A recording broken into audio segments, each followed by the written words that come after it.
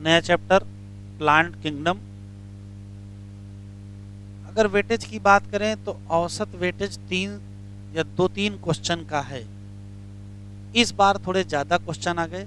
इस बार चैप्टर से 5 क्वेश्चन थे, क्योंकि पिछली बार 1 क्वेश्चन आया था। तो पिछली बार के 2 और इस बार के 3 मिला करके क्या कर दिए, 5 कर दिए। 5 क्वेश्चन में से 2 क्वेश्चन बहुत अच्छे आए थे। 2 क्वेश्चन वो क्रोनोलॉजिकल सीक्वेंस वाले थे, ABCDE लिखा था और सही क्रम आपसे पूछ रहा था। और क्रम वाले जब आप क्वेश्चन देखते हो तो मुंह बनाने लगते हो कि काहे सर पूछ रहे हैं टेस्ट में। तो क्वेश्चन आए थे, वो हो गए गलत लोगों के। 3 जो ठीक आसान सवाल थे वो सही हो गए। तो यहाँ 2 अच्छे सवाल बन गए थे। एग्जामिनर जब चाहेगा तब अच्छे सवाल बनाएगा और जब चाहेगा तब आपसे गलत करवा लेगा। लेकिन अगर आप अच्छे से पढ़े होगे तो सही भी हो जाएगा। एनसीईआरटी का कोई भी चैप्टर होता है बगैर हेडिंग के कुछ ना कुछ छाप ही देते हैं। यहाँ भी दे दिए इंट्रोडक्शन। तो ये शुरू के इतनी लाइनों में इंट्रोडक्शन है। यहाँ से हम लोग इस जगह से अलग हेडिंग डाल के पढ़ेंगे। तो चैप्टर का नाम डालें प्लांट किंगडम और हेडिंग डालें इंट्रोडक्शन।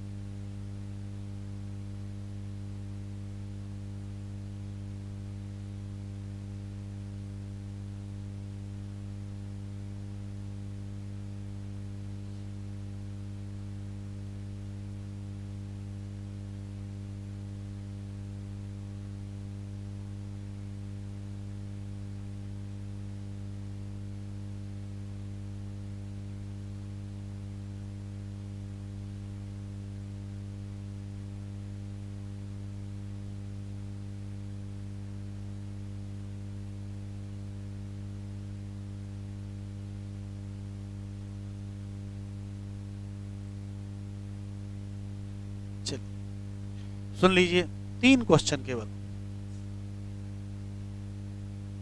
चल दिए। प्लांट किंगडम इंट्रोडक्शन में ये लिखा है कि ये बताओ कि प्लांट किंगडम में कौन कौन हैं। तो आप कहोगे प्लांट किंगडम में एल्गी हैं, ब्रायोफाइट हैं, टेरिडोफाइट हैं, जिम्नो हैं, एंजियो हैं। ये तो इस समय के प्लांट किंगडम की बात हो रही है। लेकिन जब लिनियस के टाइम प्लांट किंगडम तो हर सिस्टम में रहा ना भाई। 2 किंगडम में भी प्लांट किंगडम था, 3 में भी था, 4 में भी था, 5 में भी है, 6 में भी है। तो सवाल ये है कि जब प्लांट किंगडम सभी सिस्टम ऑफ क्लासिफिकेशन में है, इसका मतलब है अंडरस्टैंडिंग ऑफ प्लांट किंगडम हमेशा चेंज होती रही। पहले प्लांट किंगडम में कौन कौन था? तो पहले बहुत लोग थे। बैक्टीरिया भी इसी में थे, मतलब मोनेरा के मेंबर भी इसी में थे, प्रोटेस्टा के मेंबर भी इसी में थे, फंजाई भी इसी में था, इवन ब्लू ग्रीन एल्गी भी प्लांट किंगडम में ही था। और बाकी ब्रायोटेरिडो, जिम्नो, एंजियो तो थे ही। लेकिन जब अंडरस्टैंडिंग इसकी चूंकि बदलती रही है तो क्राइटेरिया बदलता रहा, और उसके चक्कर में जब व्हिटेकर ने 5 किंगडम दिया तो प्लांट किंगडम से ही सबको निकाला है। प्लांट किंगडम से निकाला, मोनेरा बनाया, प्लांट किंगडम से प्रोटिस्टा बनाया, प्लांट किंगडम से ही क्या हो गया, फंजाई। तो कहने का है कि आज प्लांट किंगडम में या मॉडर्न प्लांट किंगडम में या 5 किंगडम सिस्टम वाला जो प्लांट किंगडम है उसमें क्या है? तो कहोगे उसमें अब सिर्फ 5 लोग बचे हैं। एल्गी है, ब्रायो है, टेरिडो है, जिम्नो है और एंजियो। पहले कौन कौन थे? पहले इसके अलावा यूनिसेलुलर भी कुछ थे, कुछ प्रोकैरियोटिक भी थे, कुछ यूकैरियोटिक भी थे। यही इंट्रोडक्शन में लिखा है, लिख लीजिए।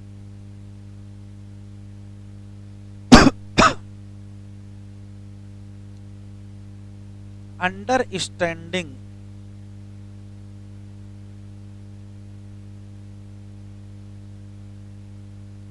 Of plant kingdom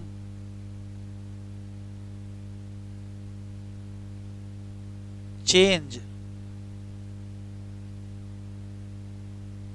with time. समय के साथ प्लांट किंगडम की जो समझ है वो चेंज होती रही। क्यों हुआ ये कि जो अर्लियर टाइम था या अर्लीस्ट क्लासिफिकेशन था,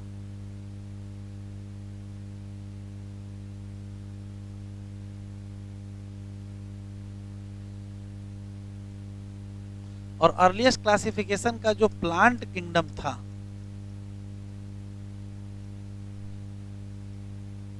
उसमें कौन कौन लोग थे? तो उसमें कई लोग इंक्लूड थे जिनको नहीं होना चाहिए था। जैसे इसमें मेंबर थे मोनेरा के, प्रोटिस्टा के और किसके, फंजाई के। और इसमें कौन था, ब्लू ग्रीन एल्गी भी इसी में था। ठीक है, इसके अलावा ब्रायोटेडो जिम्नो तो थे ही, लेकिन जब समय बदला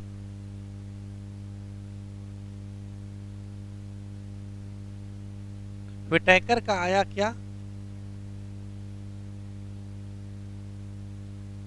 5 kingdom system.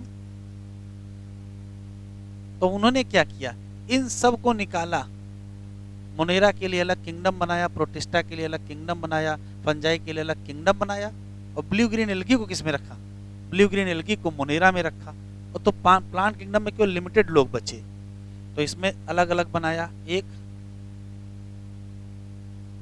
Monera, Protista, fungi,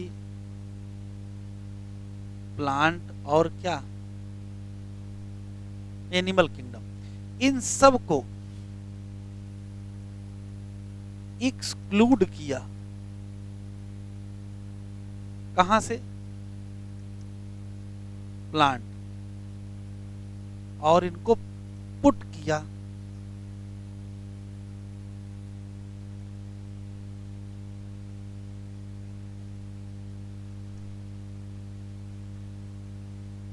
इनको अपने अपने अपने किंगडम में रखा, और प्लांट किंगडम में किसको किसको छोड़ा,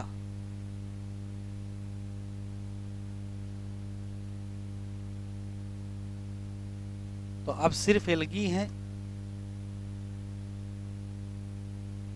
ब्रायोफाइट हैं,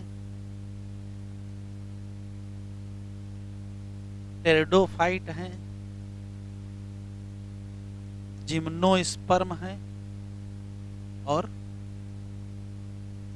एनजीओ, इतने लोग बचे। तो हमको ये वाला प्लांट किंगडम पढ़ना है, इसमें एल्गी, ब्रायो, टेरिडो, जिम्नो, एनजीओ।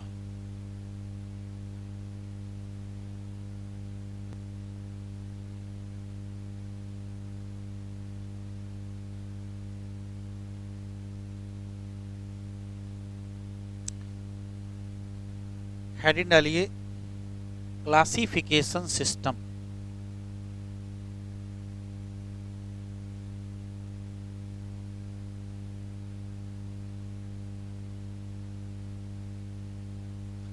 ये क्लासिफिकेशन सिस्टम प्लांट का है कि भाई इतना बड़ा जो प्लांट किंगडम है उसको भी तो आप छोटे छोटे ग्रुप में बांटोगे, तो प्लांट को क्लासिफाई करने के कई सिस्टम हैं। सुन लीजिए फिर एक साथ लिखिए।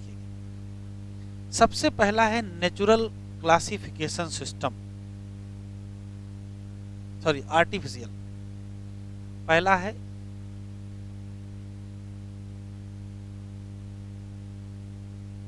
Artificial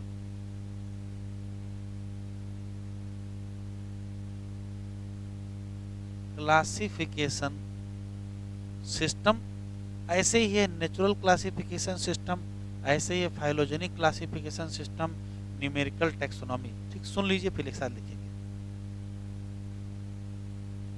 artificial classification system Linnaeus के द्वारा दिया गया अर्लीस्ट क्लासिफिकेशन सिस्टम है प्लांट का। लिनियस कहते हैं कि यदि प्लांट को क्लासिफाई करना है तो केवल ग्रॉस सुपरफिशियल कैरेक्टर, सुपरफिशियल का मतलब बाहर बाहर के, तो सुपरफिशियल मार्फोलॉजिकल कैरेक्टर का इस्तेमाल करके प्लांट को क्लासिफाई कर सकते हैं। जैसे जैसे कहा कि आप नंबर आप लीफ ले लीजिए, शेप आप लीफ ले लीजिए, केवल कोई एक कैरेक्टर। फिर कहा थोड़ा और सही बताओ, तो कहा इतना करते हैं कि जो वेजिटेटिव कैरेक्टर हैं जो बाहर दिख रहे हैं, या भाई बहुत ज़्यादा है तो एंडोसियम का कैरेक्टर इस्तेमाल कर लीजिए। वेजिटेटिव कैरेक्टर और एंडोसियम के कैरेक्टर का इस्तेमाल करके प्लांट को क्लासिफाई कर देना चाहिए। लिनियस ने क्लासिफाई करके भी दिखाया। क्या किया, सिर्फ स्टैमेन, एंडोसियम स्टैमेन का नंबर और उसका स्टैमेन का जो साइज है उस आधार पर इन्होंने पूरे प्लांट को क्लासिफाई कर दिया। इन्होंने कहा क्लोजली रिलेटेड स्पीसीज प्लांट की, उनको भी हम अलग कर सकते हैं, भले ही हमारा क्लासिफिकेशन सिस्टम कुछ करेक्टर पर बेस्ड है। लेकिन दुनिया के लोगों को ये क्लासिफिकेशन सिस्टम पसंद नहीं आया। क्यों नहीं आया? इन्होंने क्या किया था, जो वेजिटेटिव करेक्टर हैं उनको बराबर का महत्व दे दिया था, किस पर? सेक्सुअल करेक्टर पर। लोगों का ये कहना है कि भाई किसी भी प्लांट के जो वेजिटेटिव करेक्टर होते हैं वो इन्वायरमेंट से बहुत जल्दी इफेक्ट होते हैं। अब अगर वेजिटेटिव करेक्टर बदल जाएंगे तो आज प्लांट कहीं और रखा होगा दूसरे ग्रुप में, और कल दूसरे ग्रुप में रखना पड़ेगा, जो करेक्टर चेंज हो चुका होगा। तो ये बेहतर नहीं है। हमको जज नहीं बनना, हमको क्वेश्चन सही करना है। 5 question. Earliest classification system by using cross morphological character क्या है? Artificial system. On basis of vegetative character and androecium character, फिर से आर्टिफिशियल क्लासिफिकेशन सिस्टम। लिनियस के द्वारा दिया गया क्लासिफिकेशन सिस्टम आर्टिफिशियल। स्टैमेन के साइज और नंबर के आधार पर प्लांट क्लासिफाई कर दिया, आर्टिफिशियल सिस्टम। ठीक है, क्लोजली रिलेटेड स्पीसीज को भी अलग कर सकते हैं, किससे? आर्टिफिशियल क्लासिफिकेशन सिस्टम से। लेकिन एक्सेप्ट नहीं हुआ। क्यों? क्योंकि ये बराबर का महत्व दे रहे हैं किसको?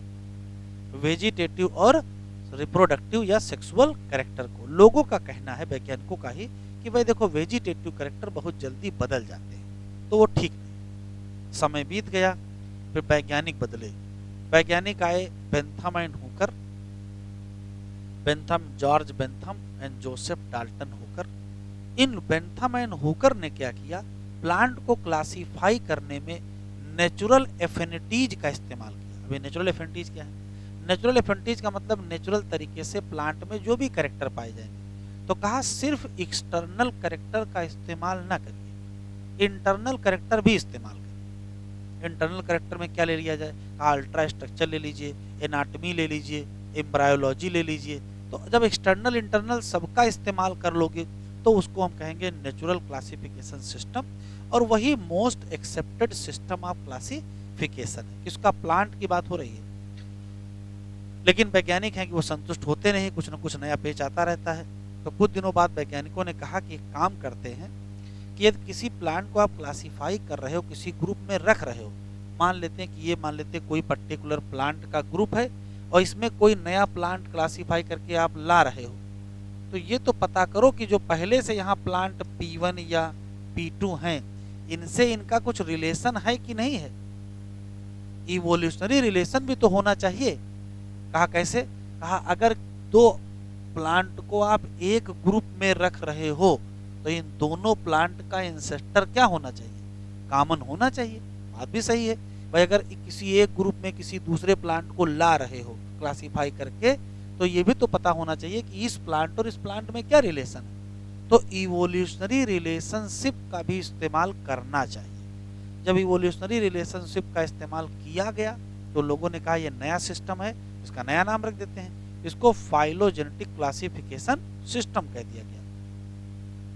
इस फाइलोजेनेटिक क्लासिफिकेशन सिस्टम की खास बात है, ये इवोल्यूशनरी ट्री का इस्तेमाल करता है, और इवोल्यूशनरी ट्री को क्लेडोग्राम कहते हैं। अभी लिखिएगा नहीं कुछ, सभी सब लिखाएंगे। इवोल्यूशनरी ट्री को क्लेडोग्राम कहते हैं, इसी नाते फाइलोजेनेटिक सिस्टम को क्लैडिस्टिक सिस्टम ऑफ क्लासिफिकेशन भी कहते हैं। अब ये इवोल्यूशनरी ट्री क्या है? तो इवोल्यूशनरी ट्री कहो, चाहे उसको फाइलोजेनेटिक ट्री कहो, चाहे उसको फैमिली ट्री कहो, चाहे उसको क्लेडोग्राम कहो, खास बात ये है, कहा गया कि मान लेते ये पेड़ है तो इसमें ये स्टेम है, स्टेम के बाद मोटी मोटी ब्रांचेज होगी, फिर उनकी और ब्रांचेज होंगी, फिर उनकी और ब्रांचेज होंगी, और आखिरी में क्या लगी होगी? लीफ लगी होगी। कहा जो डिफरेंट टेक्सा है उसको इस पे अरेंज करना है। तो जितना बड़ा टेक्सा उतना नीचे रखेंगे, किंगडम यहाँ रखेंगे। तो जो मोटी मोटी ब्रांचेज होंगी वो फाइलम, और जो पतली होंगी तो क्लास, और पतली आर्डर, फिर और पतली फैमिली, फिर जीनस, और जो पत्तियां होंगी वो क्या होंगी? तो किसी भी फैमिली ट्री या इवोल्यूशनरी ट्री में हायर टेक्सा नीचे रखा जाता है, बॉटम, और लोअर टेक्सा ऊपर रखा जाता है। तो किंगडम किसको कहाँ होगा? कहो जो पेड़ का जो स्टेम होगा वो किंगडम को रिप्रेजेंट करेगा, और फैमिली ट्री की जो पत्तियां होंगी वो स्पीसीज को रिप्रेजेंट करेगी। ये एनसीईआरटी में लिखा नहीं, 2 पॉइंट एक्स्ट्रा बता दिए हैं, क्लेडोग्राम वाला नहीं लिखा एनसीईआरटी। एक और खास बात, जब हम इवोल्यूशनरी रिलेशनशिप का इस्तेमाल करेंगे तो इवोल्यूशनरी रिलेशनशिप स्टेब्लिश कैसे करोगे, तब तो फॉसिल रिकॉर्ड का डाटा इस्तेमाल करना पड़ेगा। तो जब फॉसिल हिस्ट्री इस्तेमाल की जाए तो इवोल्यूशनरी रिलेशनशिप तब आपको पता चल पाएगा। बहुत बार ऐसा हो रहा था कि फॉसिल रिकॉर्ड मिल नहीं रहा था, तब अगर फॉसिल रिकॉर्ड नहीं मिलेगा तो क्या करोगे, तो कहा कुछ और दिमाग लगाते हैं, तो फिर नए नए तरीके से क्लासिफिकेशन करना शुरू किए। तो उसी कड़ी में एक आ गई है न्यूमेरिकल टेक्सोनॉमी। कहा ये क्या है, कहा एक काम करते हैं कि किसी भी पर्टिकुलर प्लांट में जितने कैरेक्टर हैं आल, सभी कैरेक्टर को ले लेते हैं। तो भैया सभी कैरेक्टर को ले लोगे तो एनालिसिस कैसे करोगे, बहुत मुश्किल है, तो कहा कंप्यूटर से करा लेते हैं। तो जब कंप्यूटर बेस्ड क्लासिफिकेशन हो तो उसका नाम न्यूमेरिकल टेक्सोनॉमी। इसका नाम न्यूमेरिकल क्यों पड़ गया, कहा जितने कैरेक्टर हैं उनको सबको एक नंबर दे देते हैं, कैरेक्टर को एक नंबर दे देते हैं और सारे कोड दे देते हैं, फिर नंबर और कोड की एनालिसिस कौन करेगा, कंप्यूटर कर लेगा। तो एक साथ सैकड़ों कैरेक्टर की एनालिसिस किसमें की जाती है, न्यूमेरिकल टेक्सोनॉमी। तो एक बहुत अच्छा सवाल यहाँ आया हुआ है कि कौन सा ऐसा तरीका है जिसमें ऑल ऑब्जर्वेबल कैरेक्टर यूज किए जाते हैं, तो सारे कैरेक्टर कहाँ यूज हो जाते हैं, आंसर क्या देंगे, न्यूमेरिकल टेक्सोनॉमी में। ठीक है, फिर ऐसे ही एक आया साइटोटेक्सोनॉमी। कहा सेल के स्ट्रक्चर को यूज कर लिए, जैसे क्रोमोसोम का नंबर है, स्ट्रक्चर है, बिहेवियर है।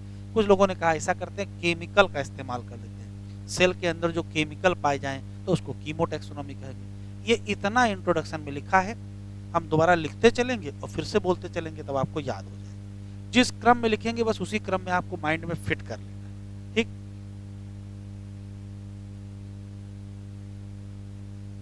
अच्छा एक क्वेश्चन और बता दो, इसका नाम आर्टिफिशियल क्लासिफिकेशन सिस्टम क्यों है,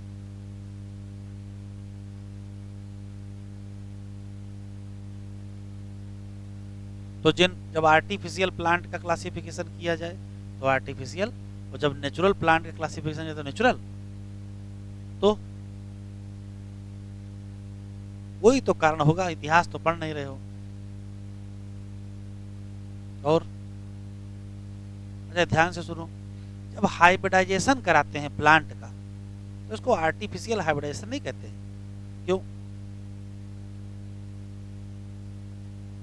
ध्यान से सुनिएगा, जो वहां लॉजिक वही यहाँ लॉजिक है।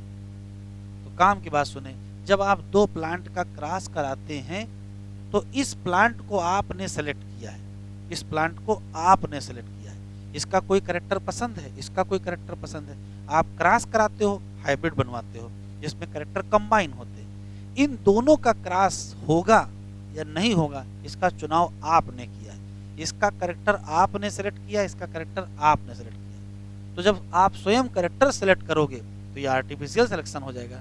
वही हाल यहाँ भी है, किसी एक कैरेक्टर या किसी कुछ कैरेक्टर पर आप क्लासिफिकेशन करने जा रहे हो, तो जो कुछ कैरेक्टर है वो कौन तय करेगा, पौधा तो बताएगा नहीं कि हमारा ये वाला कैरेक्टर यूज कर लो। आप कह रहे हो कि हम एंड्रोसियम के नंबर के आधार पर कैरेक्टर करें, क्या पौधे में केवल एंड्रोसियम ही है और कोई स्ट्रक्चर नहीं है, बहुत सारे स्ट्रक्चर हैं, लेकिन आप किसी एक कैरेक्टर को लेकर के क्लासिफिकेशन करने जा रहे हो, तो जिस कैरेक्टर को आप लेकर के क्लासिफिकेशन करोगे उसका चुनाव तो आप ही करोगे ना। जब चुनाव आप करोगे तो फिर ये क्या हो जाएगा, आर्टिफिशियल हो जाएगा। और अगर नेचुरल कैरेक्टर सारे पाए जाए तो जब सारे कैरेक्टर का इस्तेमाल आप करने लगोगे तो फिर आर्टिफिशियल नहीं होगा, जो अच्छा लगेगा कैरेक्टर वो भी यूज करोगे और जो अच्छा नहीं लगेगा वो भी यूज करोगे, तो क्या हो जाएगा, नेचुरल हो जाएगा। तो कॉन्सेप्ट क्लियर, इसका नाम आर्टिफिशियल क्यों पड़ा, क्योंकि कैरेक्टर आपने सेलेक्ट किया है, कोई एक कैरेक्टर, जैसे वहां कोई एक कैरेक्टर सेलेक्ट करते हो तभी क्रॉस कराते हो। हो गया क्लियर, शुरू करें, लिखो आर्टिफिशियल क्लासिफिकेशन सिस्टम क्या है, अर्लियर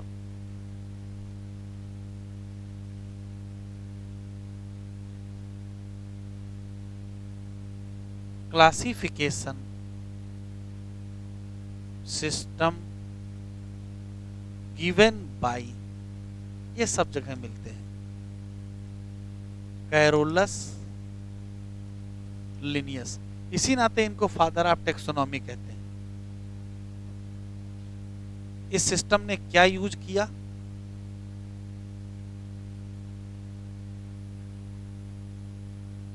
ग्रास सुपरफिशियल। सुपरफिशियल का मतलब सरफेस, सुपरफिशियल मार्फोलॉजिकल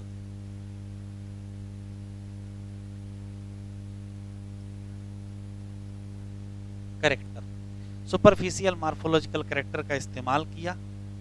किस बेसिस पर किया? ऑन बेसिस ऑफ, क्या थे? वेजिटेटिव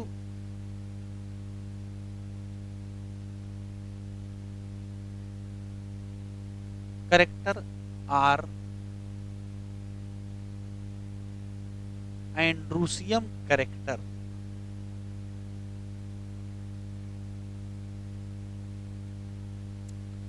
लिनियस ने क्या कर दिया? क्लासिफाई कर दिया। किसको? प्लांट्स को। किस आधार पर? ऑन बेसिस ऑफ, किसके आधार पर बताओ? तो कहोगे number and size.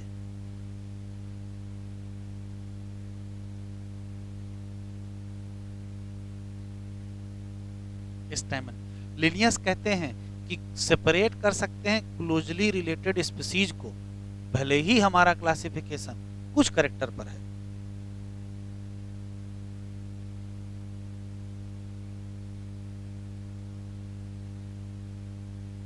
Closely related species वो अलग बात है। सिस्टम बेस ऑन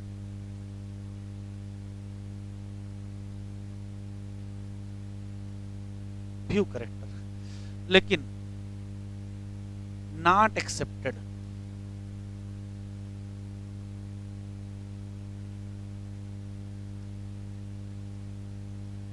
ये एक्सेप्टेड सिस्टम ऑफ क्लासिफिकेशन नहीं है। क्यों? बिकॉज ये पूछा जाएगा आपसे, क्योंकि बराबर का महत्व दे दिए।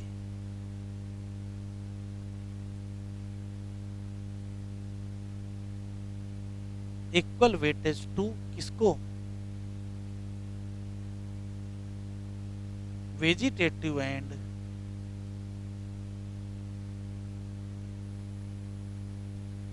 Sexual character.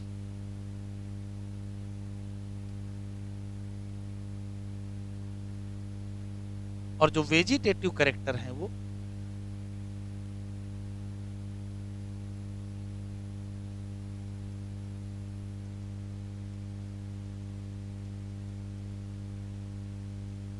एफेक्टेड होते हैं इन्वायरमेंट।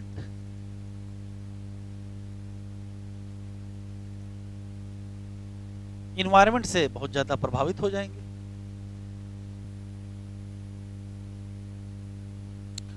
दूसरा है natural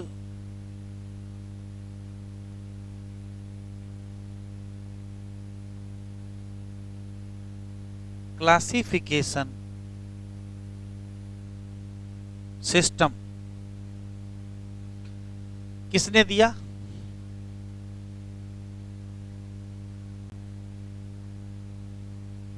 given by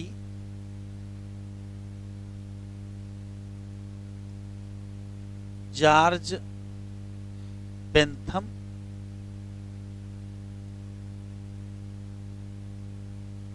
and Joseph Dalton Hooker. Short form में बेंथम एंड हुकर भी कहते हैं।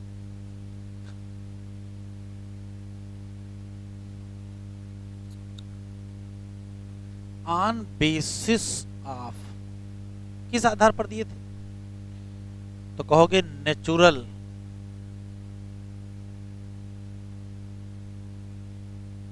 एफिनिटी, मतलब यूज कर लिए थे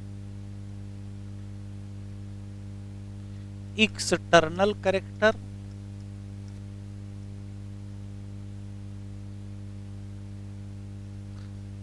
और क्या, इंटरनल कैरेक्टर।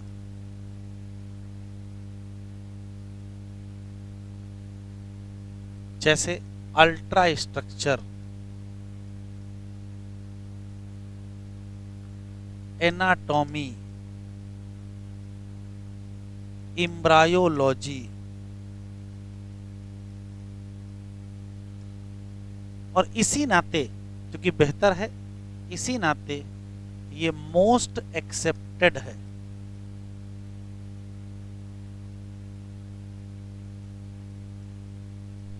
क्या है? Most accepted system.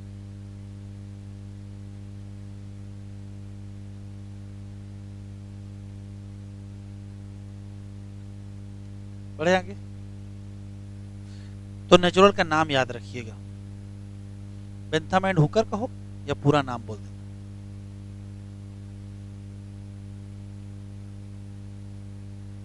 बढ़े।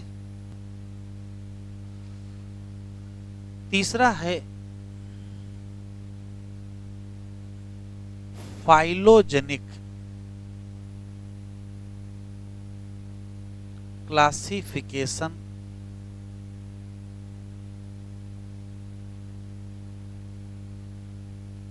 System.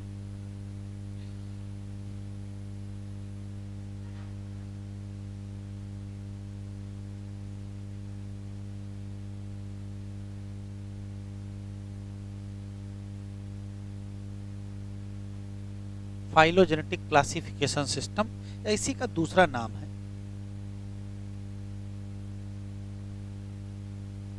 Cladistic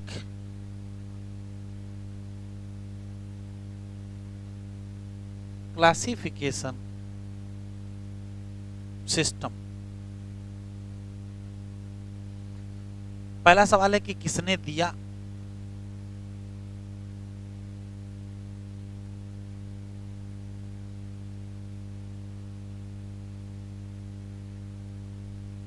angler and Prantl.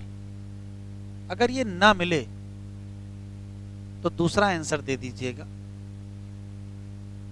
Bracket में ना लिखिए, also by Hutchinson.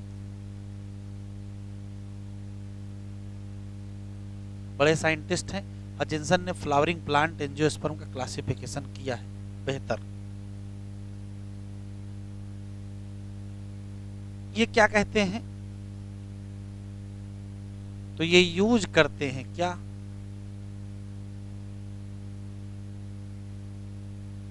Evolutionary relationship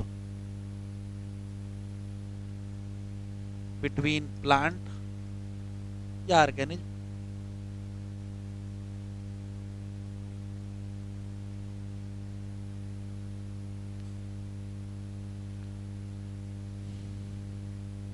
evolutionary relationship को ही फाइलो जेनेटिक रिलेशंस कहते हैं।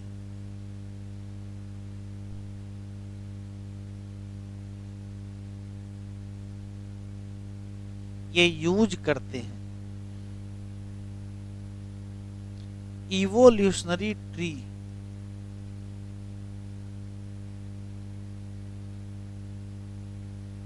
जिसको फैमिली ट्री भी कहते हैं। इसका दूसरा नाम क्लैडोग्राम भी है, और क्लैडोग्राम यूज करने के नाते क्लैडिस्टिक क्लासिफिकेशन है। किसी भी इवोल्यूशनरी ट्री में क्या होता है कि जो हायर टेक्सा होता है वो कहां मिलेगा? At bottom. और जो लोअर टेक्सा होता है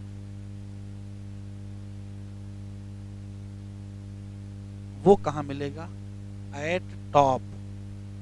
जैसे किंगडम कहाँ मिलेगा? स्टेम के फॉर्म में मिलेगा। स्टेम रिप्रेजेंट किंगडम और लीफ रिप्रेजेंट स्पीसीज। ये यूज करते हैं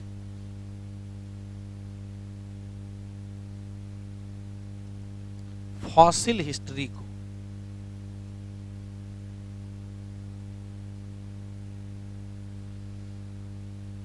फिर क्या हुआ?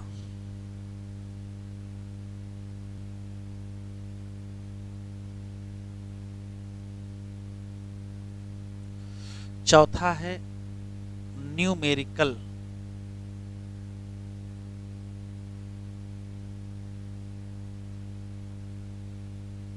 टैक्सोनॉमी।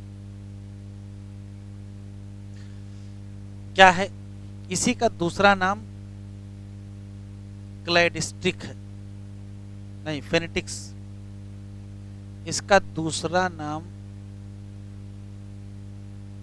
फेनेटिक्स। ये याद रखिएगा, काम का शब्द है फेनेटिक्स। क्या है? ये computer based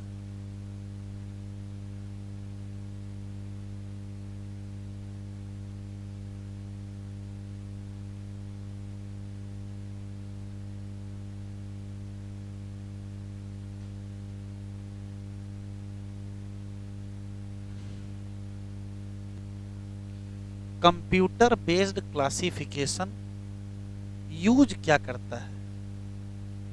all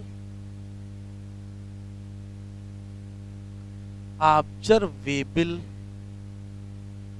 character number and code given to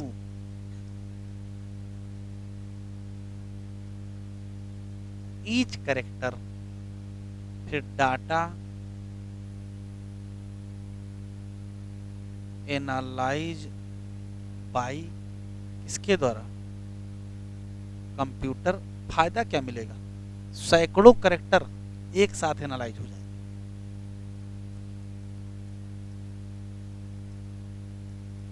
hundreds character analyse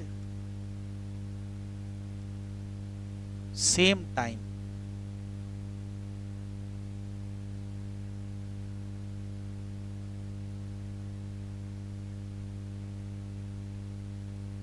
ये पॉइंट याद रखिए, बहुत इंपॉर्टेंट है।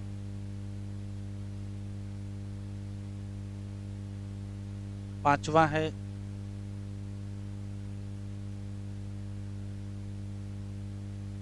साइटोटैक्सोनॉमी। ये क्या यूज करते हैं? ये यूज करते हैं साइटोलॉजिकल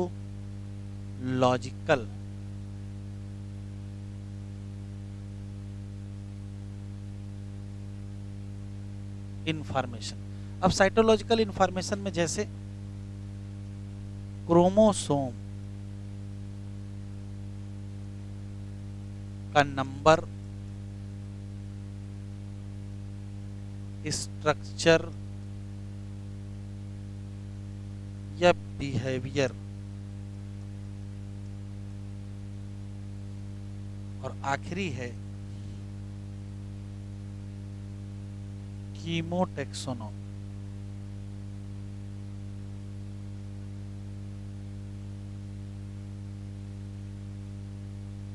ये यूज करेंगे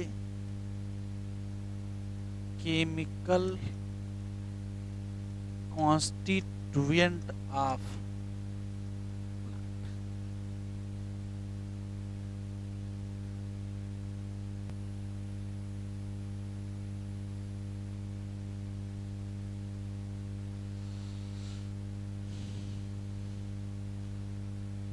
कह रहा, हम लोगों ने पिछले चैप्टर में ब्रॉड क्लासिफिकेशन पढ़ा था लिविंग का under the system propose by Whittaker. Suggest that 5 kingdom classification में मोनेरा, प्रोटिस्टा, फंजाई, प्लांट और एनिमल है। We must stress here that क्या understanding of the plant kingdom हमेशा क्या रही है? चेंज होती रही। क्यों? पहले फंजाई, मोनेरा और प्रोटिस्टा के सब मेंबर प्लांटिम थे, फंजाई, मोनेरा और प्रोटिस्टा, इन सब में सेलवाल थी। पहले सब प्लांट किंगडम में रखे गए थे, अब इनको निकाल दिया गया है। और कहाँ रख दिया गया है? अलग अलग किंगडम में रख दिया गया है। पहले ये सब सेम किंगडम में थे। साइनोबैक्टीरिया जो कि ब्लू ग्रीन एल्गी है, एल्गी नहीं है, उसको प्लांट किंगडम में रखे थे, उसको भी निकाला गया। तो अब बचे कौन कौन लोग हैं? एल्गी बचा है, ब्रायो बचा है, चेरडो बचा है, जिम्नो और एंजियो। कह रहा लाओ with in the plant kingdom classification system को समझ लेते हैं। विद इन द एंजियोस्पर्म तो लिखा है अर्लीस्ट क्लासिफिकेशन सिस्टम, जो इसमें क्या यूज किया गया था?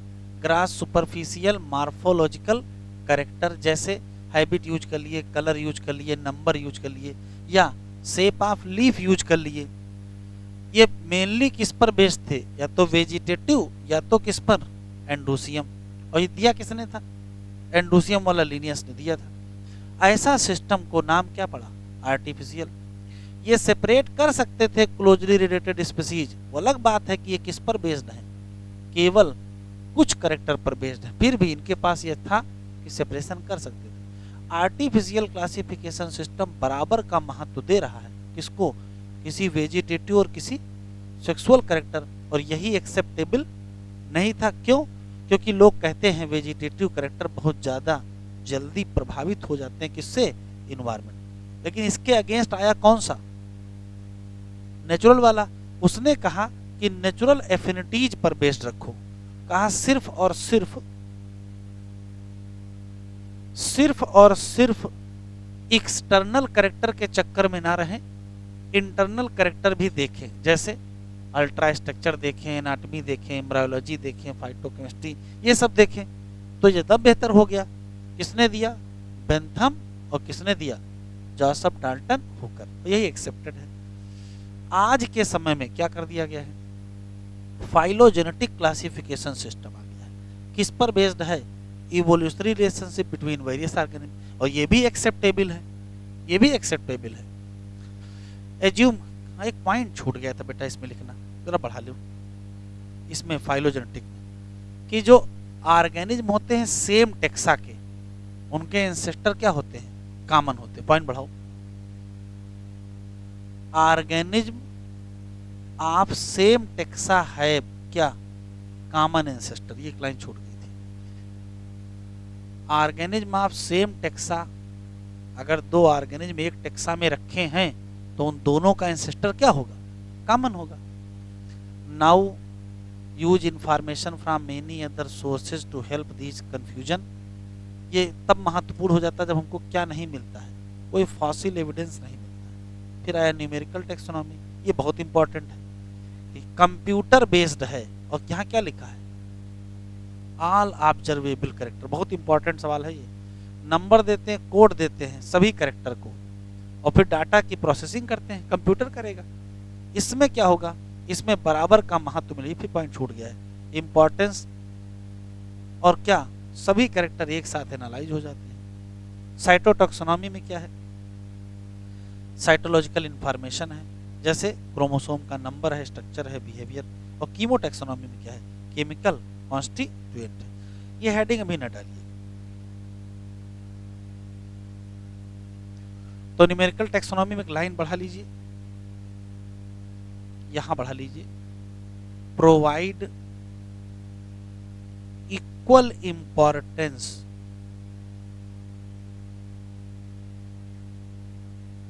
To all character.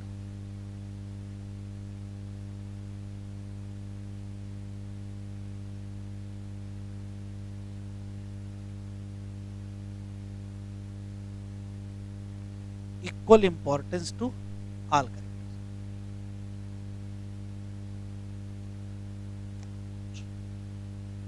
यहां तक हम लोगों ने लिख लिया है। अब हेडिंग डालिए, लाइफ साइकिल ऑफ प्लांट।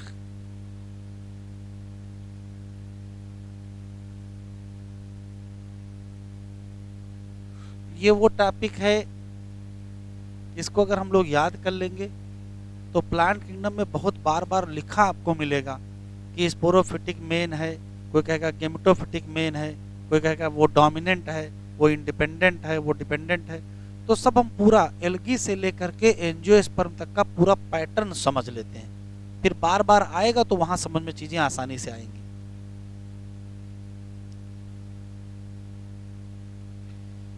किसी भी प्लांट में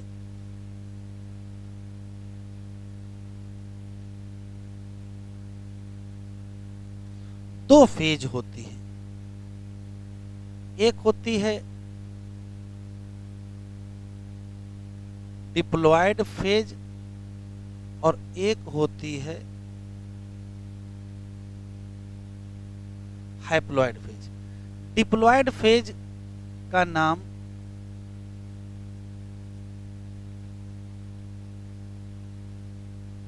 स्पोरोफिटिक फेज होता है और हैप्लॉयड फेज का नाम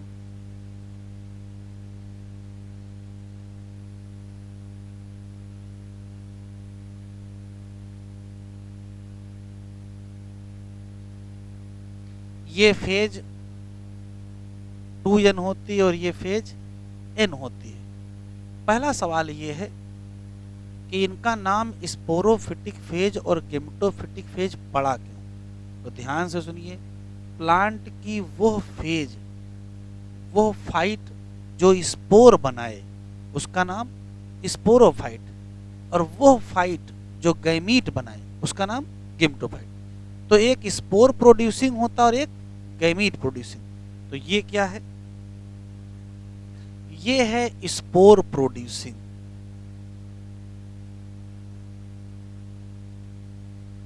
और ये क्या है?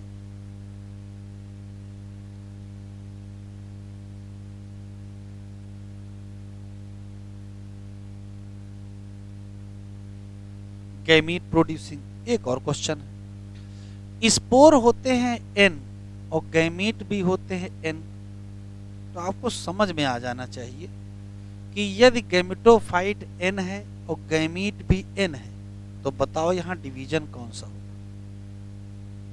तो यहां माइटोसिस होगा। अच्छा, स्पोरोफाइट 2n है और स्पोर n है तो यहां क्या होगा? तो याद रखिएगा कि किसी भी प्लांट में मियोसिस कब होती है और माइटोसिस कब होती है। तो मियोसिस बोलते ही आपके दिमाग में गैमीट आ जाता है। यहां मियोसिस से गैमीट नहीं बना है, यहां मियोसिस से स्पोर बना है। एल्गी से लेकर के एंजियोस्पर्म तक कोई गड़बड़ी नहीं है। तो फिर गैमीट बनने में क्या होगा? तो गैमीट बनने में वास्तव में यहां मियोसिस नहीं माइटोसिस होती है। कैसे वो भी आगे समझ में आ जाएगा। एक और खास बात है कि जो स्पोरोफाइट है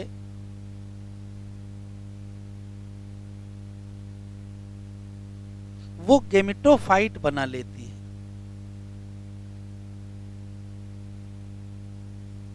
मतलब स्पोरोफाइट से क्या बन जाएगा? गेमेटोफाइट बन जाएगा।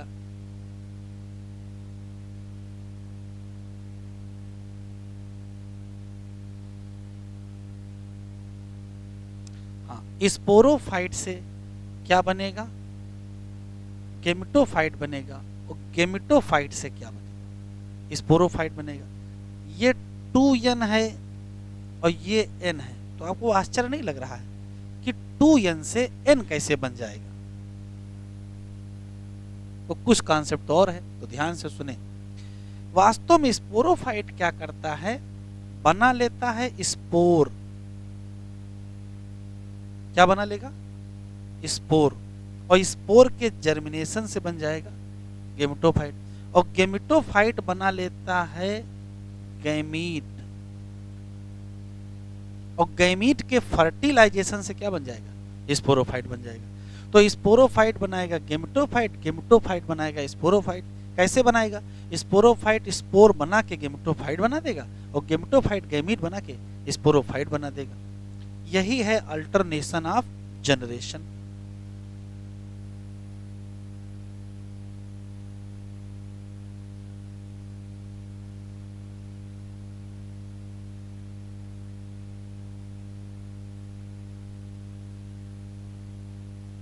क्या होगा?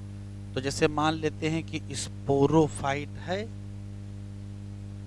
तो स्पोरोफाइट बनाएगा स्पोर, स्पोर का होगा जर्मिनेशन,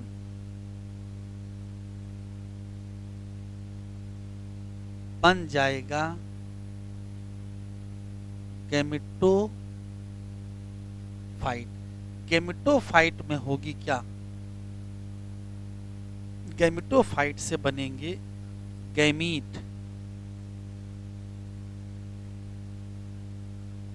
गैमीट का होगा फर्टिलाइजेशन,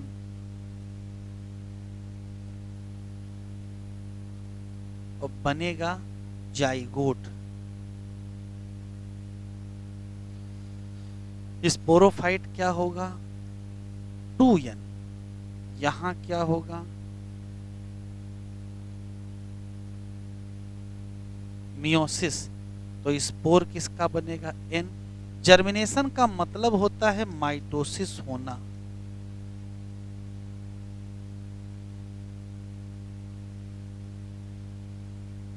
बनेगा गेमेटोफाइट जो कि होगा क्या n। इस जगह क्या होगा, बस इस जगह होगा माइटोसिस, बनेंगे क्या गैमीट जो कि होंगे क्या n। इस जगह क्या होगा,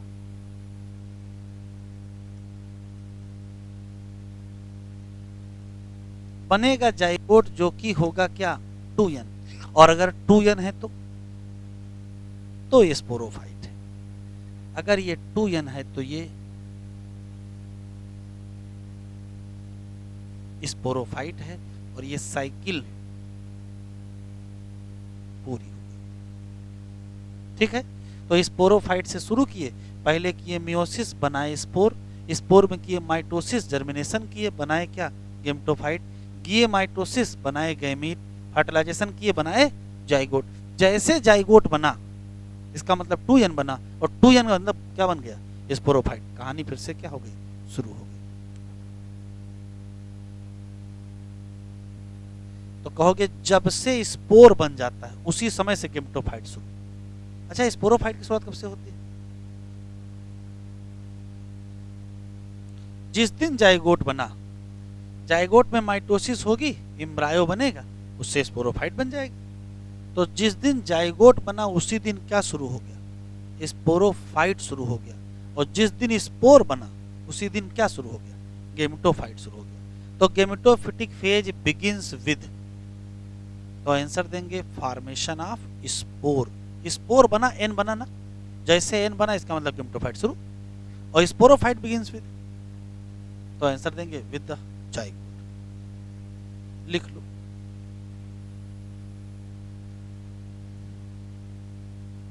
पढ़ाएं।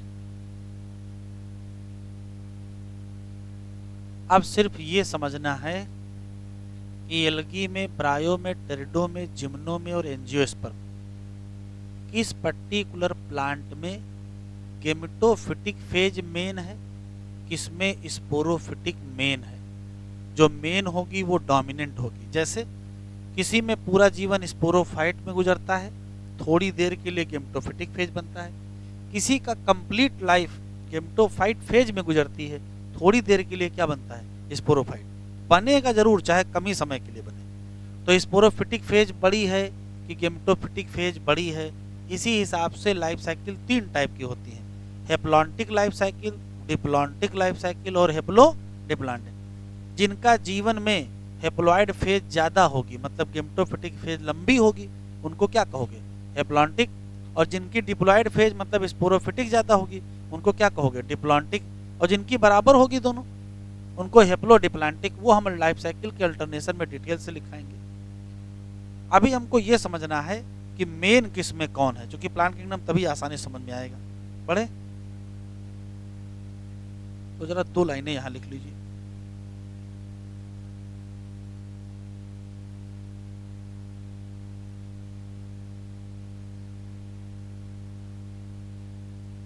Sporophytic phase begins with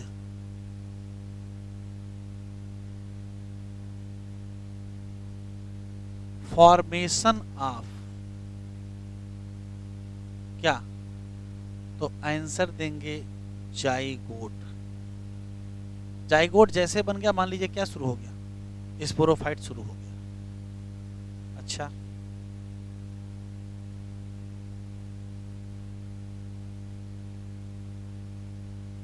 gametophytic phase begin with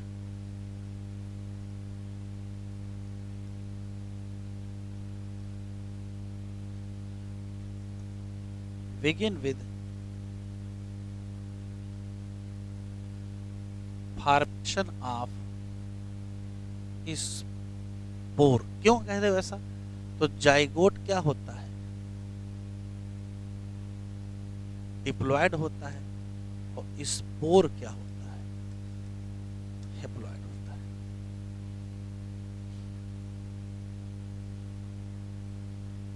शुरू करें? तो एक डायग्राम बना रहे हैं, थोड़ा डायग्राम बना लो फिर बताते हैं। कुछ लिखेंगे नहीं, केवल सुनेंगे।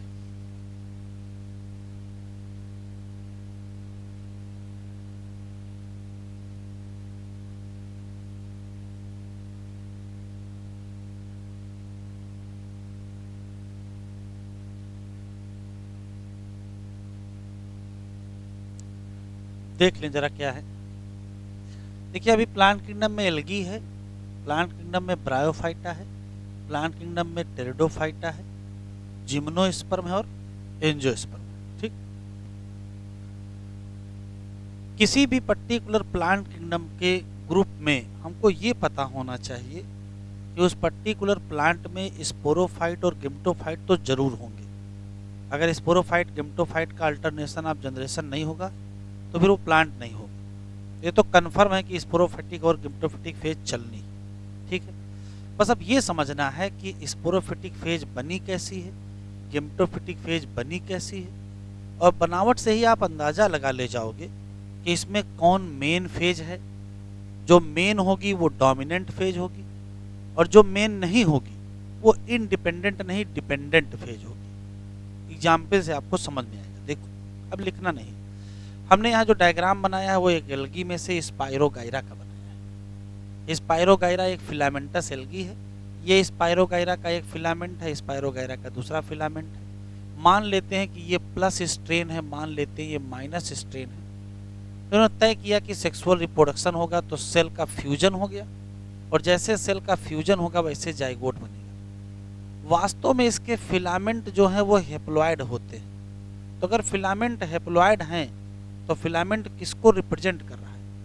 गेमेटोफिटिक फेज को रिप्रेजेंट कर रहा है। लेकिन जैसे दो हेप्लॉयड सेल का फ्यूजन होगा और जाइगोट बनेगा, वो डिप्लॉयड हो जाएगा, और डिप्लॉयड हो जाएगा तो किसको रिप्रेजेंट करेगा? स्पोरोफिटिक फेज को रिप्रेजेंट करेगा। ठीक, लेकिन समस्या ये है कि जो इसका फिलामेंट है वो तो ग्रीन होता है, फोटोसिंथेटिक होता है, ऑटोट्रॉफिक होता है। तो जो ग्रीन फोटोसिंथेटिक ऑटोट्रॉफिक होगा वही मेन फेज होगा। स्पोरोफाइट केवल जाइगोट के फॉर्म में है, बस केवल एक सेल, सिंगल सेल का स्पोरोफाइट है। अभी इस स्पोरोफाइट जो जाइगोट होगा इसमें मियोसिस हो जाती है, और मियोसिस से बन जाते हैं स्पोर। आप सोचो कि यदि मियोसिस से स्पोर बन जाएंगे, और स्पोर क्या होंगे? एन के होंगे। तो स्पोर जैसे बना वैसे क्या शुरू हो गया? गेमेटोफाइट शुरू हो गया। तो स्पोरोफाइट कितनी देर के लिए रहा? केवल जाइगोट जितनी देर रहा उतनी देर तो रहा, तो इससे कम तो हो नहीं सकता है। एक सेल का स्पोरोफाइट है तो क्वेश्चन पूछेगा यूनिसेलुलर स्पोरोफाइट किसमें? कहोगे एल्गी में। अब इस एक सेल के स्पोरोफाइट में इतनी दम नहीं है कि ये फोटोसिंथेसिस कर सके। तो इस स्पोरोफाइट के साथ समस्या ये है कि ये डिपेंड है किस पर? गेमेटोफाइट पर। तो पूरी एल्गी में 5 क्वेश्चन। एल्गी में गेमेटोफिटिक फेज मेन है, क्यों? ग्रीन है, फोटोसिंथेटिक है, ऑटोट्रॉफिक है। Sporophytic phase dependent on gametophytic. Sporophytic phase सबसे छोटी फेज है, यहाँ केवल एक सेल का स्पोरोफाइट है, किस फॉर्म में? जाइगोट के फॉर्म में। जैसे वो मियोसिस करके स्पोर बनाएगा वैसे क्या शुरू हो जाएगा? गेमेटोफिटिक फेज शुरू हो जाएगा। तो यहाँ इससे छोटी फेज तो स्पोरोफाइट की हो नहीं सकती। ठीक है, स्पोरोफिटिक फेज बहुत परेशान है, उसको बहुत कम महत्व मिला। मेन महत्व यहाँ किसको है? गेमेटोफिटिक फेज का। समय बदला, इवोल्यूशन हुआ। कुछ लिखो नहीं, केवल सुनो क्या हुआ। देखो, बना एल्गी से बने ब्रायोफाइट्स। ब्रायोफाइट में हमने जो डायग्राम बनाया वो फ्यूनेरिया या मॉस का बनाया। क्या देखते हैं? ब्रायोफाइट की प्लांट बॉडी अगर आप नज़र डालोगे तो यहाँ root like, stem like, leaf like structure होते हैं और उसी के ऊपर फुट सीटा और कैप्सूल बनते हैं। ये जो root like, stem like, leaf like structure दिख रहा है ये गेमेटोफिटिक फेज को रिप्रेजेंट कर रहा है, जबकि जो फुट सीटा और कैप्सूल है वो स्पोरोफिटिक फेज को रिप्रेजेंट कर रहा है। और ध्यान से देखा गया तो पता चला कि जो गेमेटोफिटिक फेज है वो ग्रीन है, और जैसे ग्रीन होगा वैसे फोटोसिंथेटिक हो जाएगा, ऑटोट्रॉफिक हो जाएगा। लेकिन जो स्पोरोफिटिक फेज है वो नॉन ग्रीन है। अब नॉन ग्रीन है तो फिर खाना तो क्या करोगे? डिपेंडेंट हो जाओगे। तो यहाँ भी स्पोरोफाइट डिपेंड है किस पर?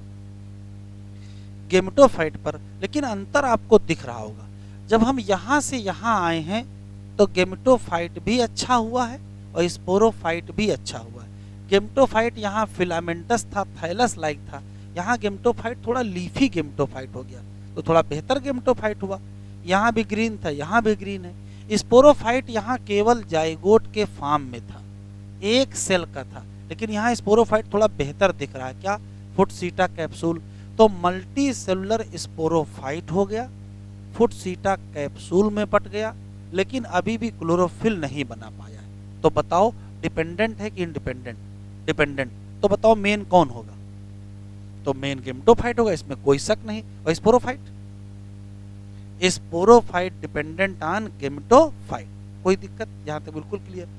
इसी ब्रायोफाइट से इवोल्यूशन होके बने क्या? टेरिडोफाइट। तो जब टेरिडोफाइट बना तो देखो क्या हुआ। तो दो चीजें हुई।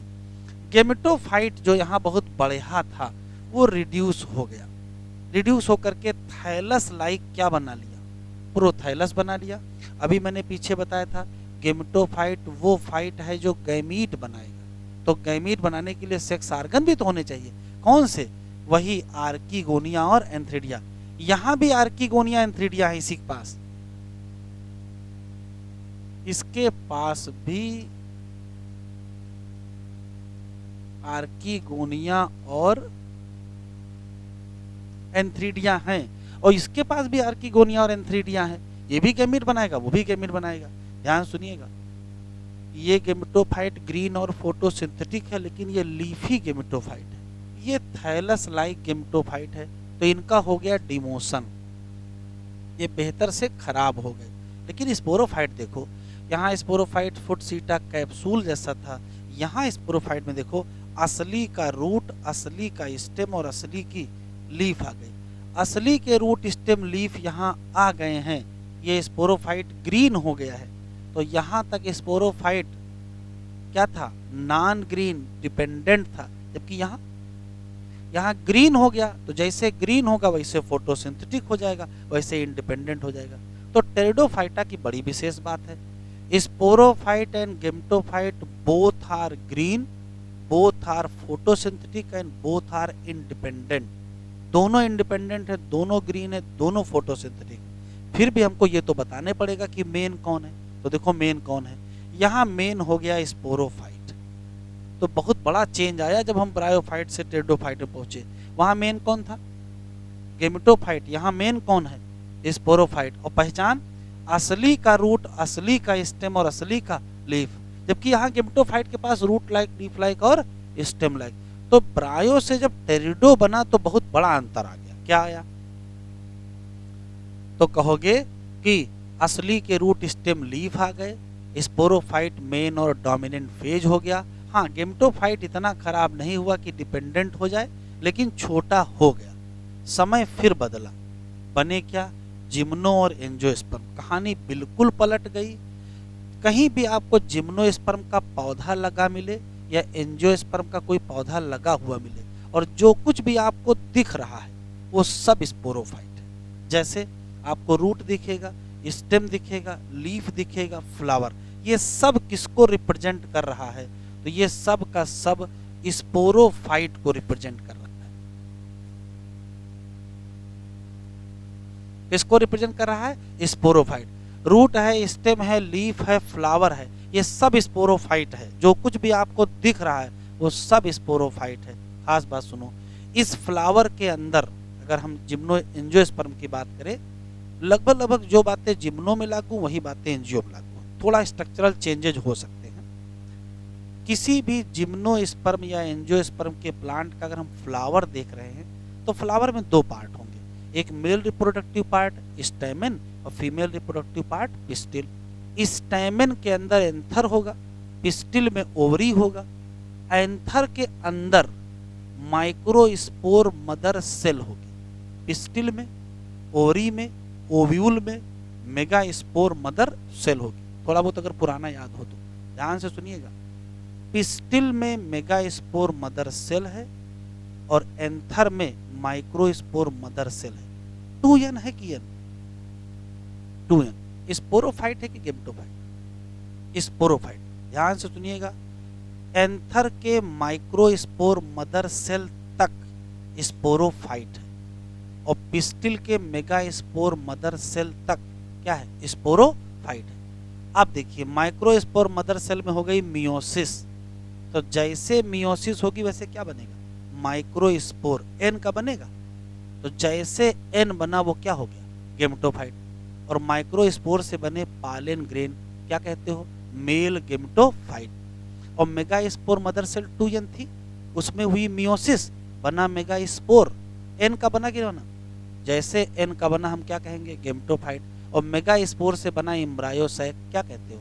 Female gametophyte. तो इसी फ्लावर के अंदर ही तो गेमेटोफाइट है, और अंदर जो गेमेटोफाइट है एक का नाम, एक का नाम ये बताओ, मेल गेमेटोफाइट का नाम पालन ग्रेन, फीमेल गेमेटोफाइट का नाम एम्ब्रायोसैक। इन दोनों को न्यूट्रिशन कहां से मिल रहा है? इन दोनों को न्यूट्रिशन स्पोरोफाइट। इसका मतलब गेमेटोफाइट डिपेंड हो गया किस पर?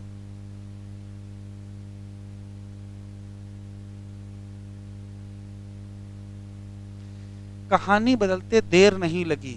जब शुरू किए थे तो स्पोरोफाइट डिपेंड थे किस पर? गेमेटोफाइट। और जब खत्म किए, गेमेटोफाइट डिपेंड ऑन स्पोरोफाइट। बताओ मेन कौन होगा? यहां मेन कौन होगा? स्पोरोफाइट। तो डिपेंड कौन होंगे? गेमेटोफाइट। और यहां मेन कौन है और डिपेंड कौन है? तो इवोल्यूशन क्लियर कि एल्गी से, प्रायो से, टेरिडो से, जिम्नो से एंजियो की तरफ बढ़ोगे तो कहानी बिल्कुल पलट जाएगी। एल्गी में क्या था? Sporophyte dependent on gametophyte. और एंजियोस्पर्म में क्या है?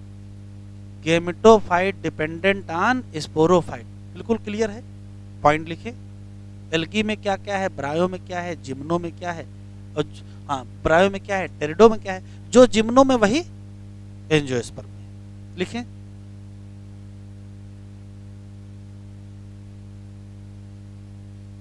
एल्गी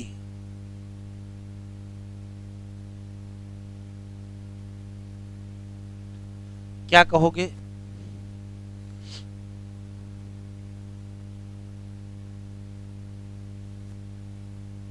एल्गी में मेन प्लांट बॉडी क्या है? गेमेटोफाइट है। और क्यों गेमेटोफाइट है? तो गेमेटोफाइट कैसा है? ग्रीन फोटो सिंथेटिक और ऑटो ट्रैफिक। एल्गी में ही जो स्पोरोफाइट है उसके हाल बताओ। तो कहोगे ये नॉन ग्रीन है। इसी नाते ये डिपेंडेंट है किस पर? On gametophyte. किस फॉर्म में है? तो स्पोरोफाइट यूनिसेलुलर है।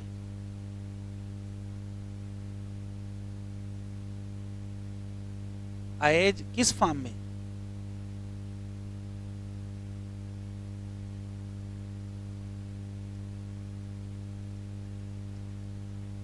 तो इससे छोटा, इससे खराब स्पोरोफाइट तो हो नहीं सकता।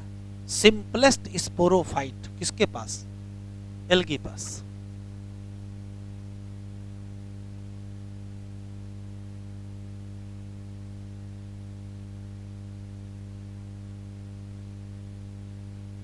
एल्गी से गए हम लोग कहां? ब्रायोफाइट।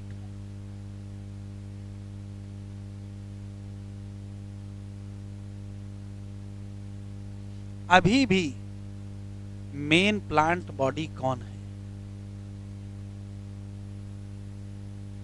बताओ? अभी भी मेन प्लांट बॉडी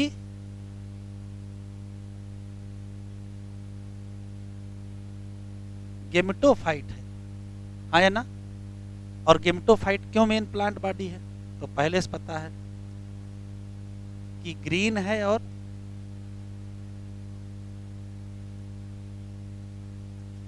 फोटोसिंथेटिक है। गेमेटोफाइट कैसा है? तो थोड़ा वेल डेवलप है।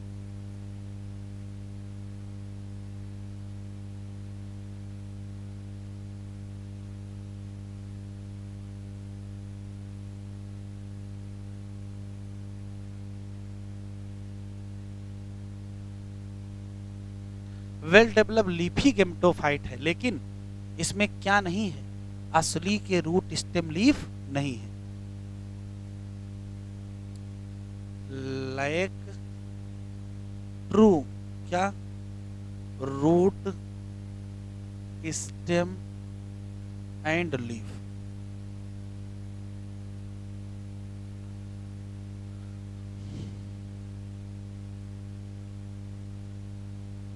तो ब्रायोफाइट का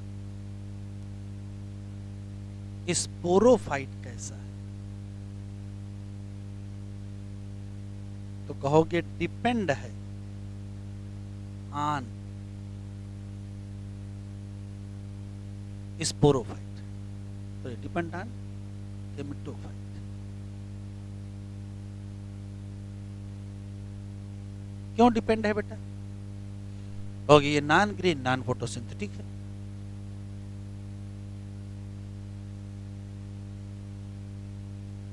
नॉन ग्रीन है, नॉन फोटो सिंथेटिक है कैसा? मल्टीसेलुलर कि यूनिसेलुलर? यहां तो भैया यूनिसेलुलर था, यहां कैसा है? मल्टीसेलुलर स्पोरोफाइट विद, इसके पास है क्या क्या? फुट, सीटा और capsule.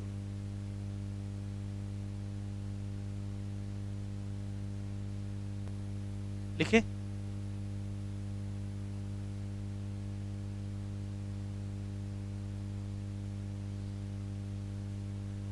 Pteridophyte.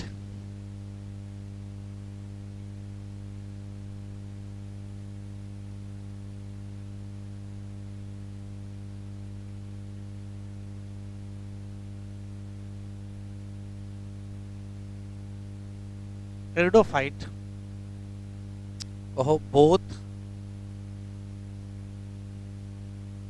Sporophyte and gametophyte are independent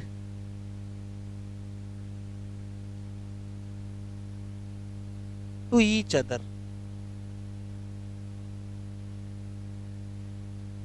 क्यों? क्योंकि दोनों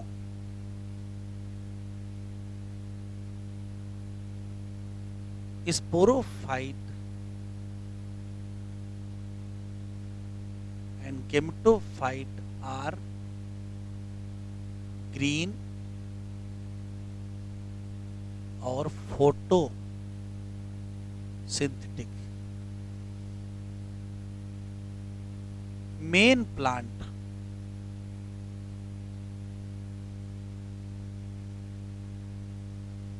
बॉडी क्या होगी? तो मेन प्लांट बॉडी स्पोरोफाइट, और जिसमें है क्या, है ट्रू असली के रूट, स्टेम और लीफ। इसमें गेमेटोफाइट का हाल क्या है, तो कहोगे थायलस लाइक है, और इसके गेमेटोफाइट का नाम इंपॉर्टेंट है, इसके गेमेटोफाइट का नाम प्रोथैलस है।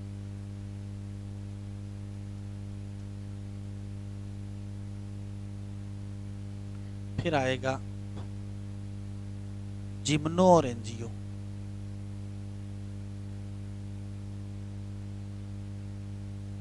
जिम्नोस्पर्म, और जो जिम्नो पर लागू है वही एंजियो पर लागू है।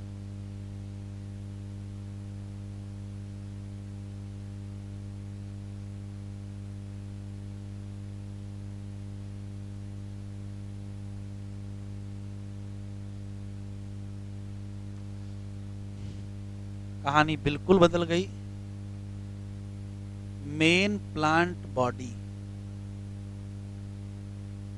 क्या हो गई, स्पोरोफाइट एंड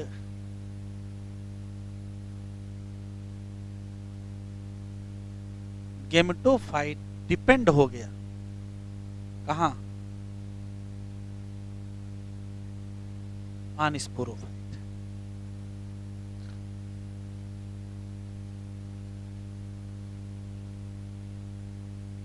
स्पोरोफाइट में है असली के रूट, स्टेम, लीफ और क्या मिल गए, फ्लावर। रूट स्टेम लीफ तक वहां थे, फ्लावर वहां नहीं थे। और जो स्पोरोफाइट था, सॉरी गेमेटोफाइट,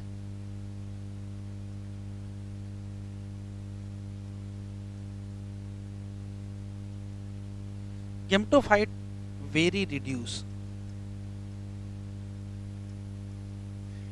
इतना रिड्यूस हुआ कि केवल कुछ सेल बची।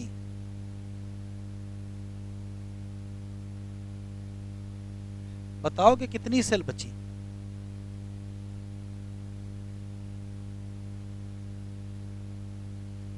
अरे कहो कि पालन ग्रेन में केवल 2 सेल बची, एम्ब्रायोसेक में केवल 7 सेल बची। अब इससे छोटा क्या कर दें, यूनिसेलुलर नहीं है, कुछ सेल बची।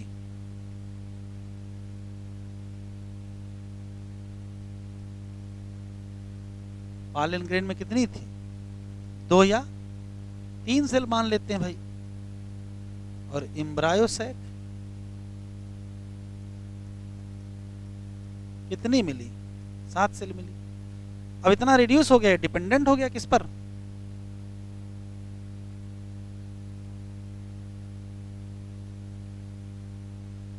दो चीजें, 2 लाइनें लिख ली बस।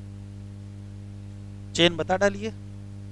फ्लावर में जो एंथर है वो 2n, उसमें जो माइक्रोस्पोर मदर सेल वो 2n, उसमें हुई मियोसिस, बना माइक्रोस्पोर n, और जैसे n बना वैसे क्या शुरू, गेमेटोफाइट।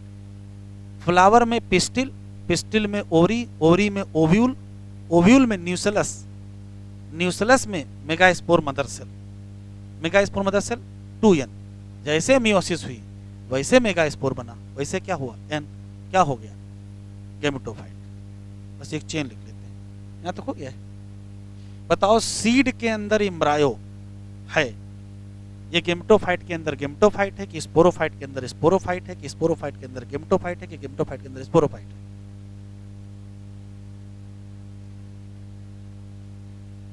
फिर से बोल रहे हैं, सीड में एम्ब्रायो है, बताओ ये गेमेटोफाइट में गेमेटोफाइट है, स्पोरोफाइट में स्पोरोफाइट है, स्पोरोफाइट में गेमेटोफाइट है, ये गेमेटोफाइट में स्पोरोफाइट है। पेन ना गिराओ, जब गिर जाए तो आंसर लगा देंगे। सोचते रहो, भी बताते हैं।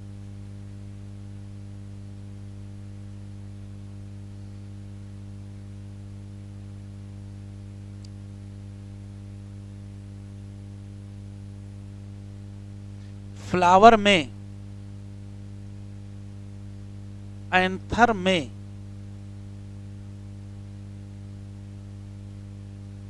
माइक्रोस्पोर मदर सेल से बने माइक्रोस्पोर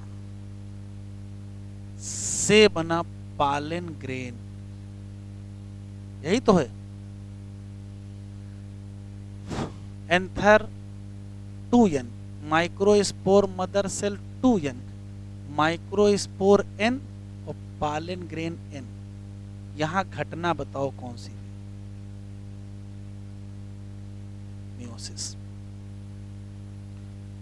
फ्लावर में ही पिस्टिल है,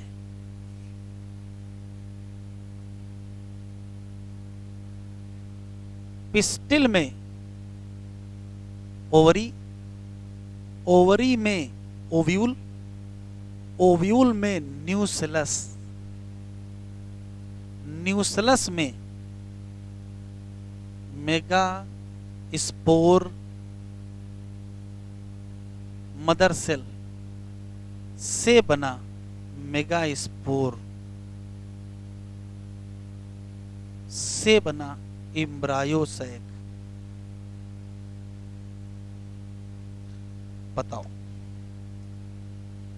pistil 2 n, ovary 2 n, ovule 2 n, nucellus 2 n, mega spore mother cell 2 n, mega spore n, embryo sac n। यहां क्या हुआ? Meiosis.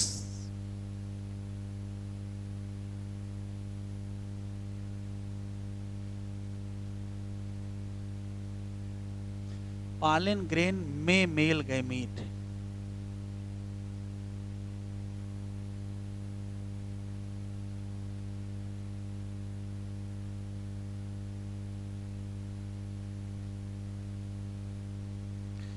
To n sporophyte, 2 n sporophyte, n gametophyte, n gametophyte, male gamete gametophyte.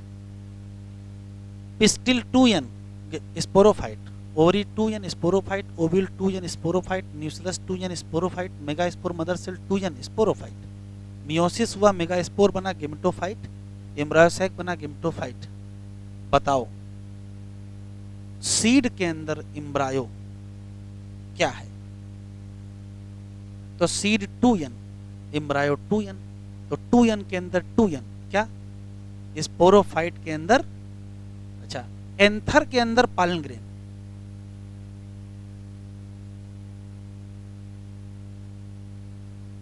Anther है 2 n sporophyte, पालन grain n gametophyte, sporophyte के अंदर gametophyte.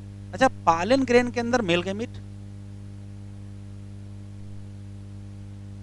Gametophyte के अंदर gametophyte, ovule के अंदर न्यूसेलस और ओव्यूल के अंदर एम्ब्रायोसैक, ओव्यूल के अंदर एम्ब्रायोसैक। तो स्पोरोफाइट के अंदर घर जाके देखिएगा।